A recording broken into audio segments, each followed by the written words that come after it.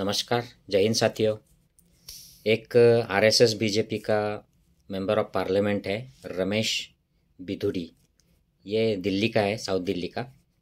और इसने संसद में एक अपोजिशन जो एमपी है दानिश अली बीएसपी के, उनके खिलाफ बहुत ही अनएक्सेप्टेबल ऐसे एग्रेसिव तरीके के, और जिसको असंसदीय तो बोल ही सकते हैं, क्योंकि ये असंसदीय है ही, लेकिन ये असभ्य भी है। और ये इतने लो लेवल के असभ्य है कि ये जो दंगाई लोग जो होते हैं, गुंडाई लोग होते हैं, जो हिंदू मुस्लिम तरीके का जहर फैलाते हैं, और उसके जो निच्चतम स्तर के जो लोग होते हैं, जो एक दूसरे के धर्म को लेकर, उनके पहराव को लेकर, उनकी प्रथाओं को लेकर बुरे शब्द में बातें करते हैं, दलितों के खिलाफ, मुसलमानों के खिलाफ, क्रिश्चियनों के खिलाफ, आदिवासियों के खिलाफ, उस तरीके की भाषा का प्रयोग ये आरएसएस बीजेपी का मेंबर ऑफ पार्लियामेंट सांसद दिल्ली का इसने किया है। तो मुझे इससे कुछ ज़्यादा ताजुब नहीं होता है, और इस पर कुछ ज़्यादा एक्शन भी नहीं होगा।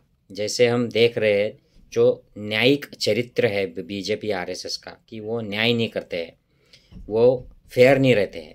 वो हम देख ही रहे हैं कि उनका सभापति हो, या उनके पार्टी के लोग हो, या उनके अंडर जो अब मीडिया का या प्रशासन का, पुलिस का, ईडी सीबीआई का जो चरित्र हो गया है, उसमें न्याय नहीं होता है।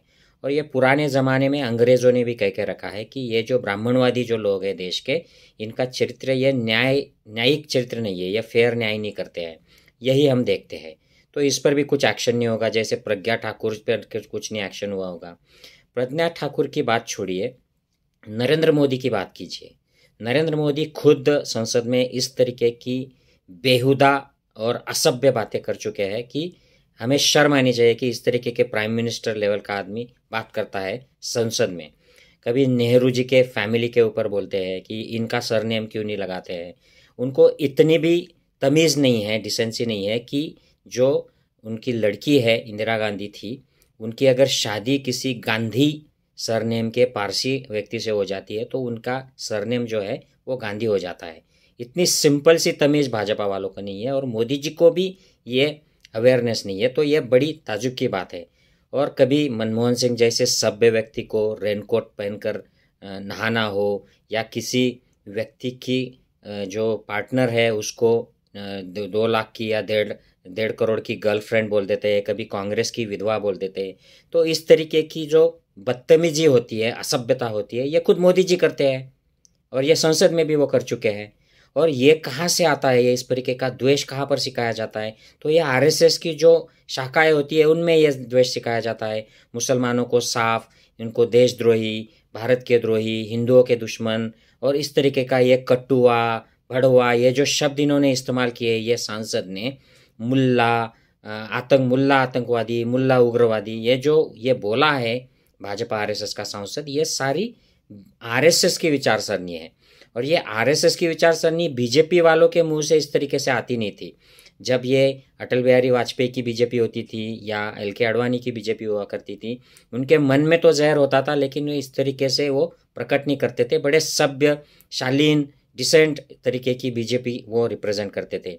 लेकिन अब ये 2014 के बाद जो मोदी की बीजेपी हो गई है, अमित शाह की बीजेपी हो गई है, इसमें ये जो जहर उनको दिया जाता है शाखाओं में या उनके ट्रेनिंग में, ये जहर अब बाहर उगलने वाली भाजपा, ये मोदी की भाजपा हो गई है, जो प्रज्ञा ठाकुर के रूप से गांधी को भला बुरा कह देती है, और आतंकवादी गोडसे को यह संत कह देती है।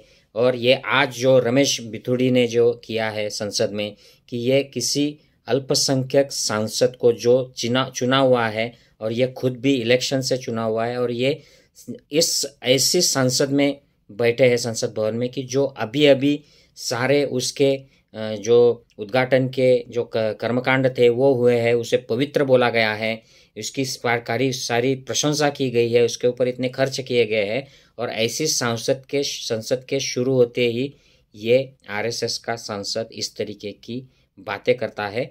तो मुझे कुछ भी ताजुब नहीं होगा अगर इस पर कोई एक्शन नहीं लिया जाएगा। ये मुझे कुछ भी ताजुब नहीं होगा अगर इसको और हीरो बनाया जाएगा, और अगले बार शायद इसको और भाजपा की तरफ से टिकट दिया जाएगा दिल्ली से इलेक्शन लड़ने के लिए, क्योंकि ये मोदी की बीजेपी है, ये मोदी कंट्रोल्ड आरएसएस की संस्कृति है आज की। यही उनका सच्चा रूप है। ये सब छुपा के रखते थे, आजकल सिर्फ शाखाओं में बोलते थे, उनके अंदर जो पर्सनल डिस्कशन है उनमें बोलते थे, या ये पर्दे के पीछे का जो प्रचार हुआ करता था दंगे फसाद कराने का, द्वेष फैलाने का, उसमें ये आता था।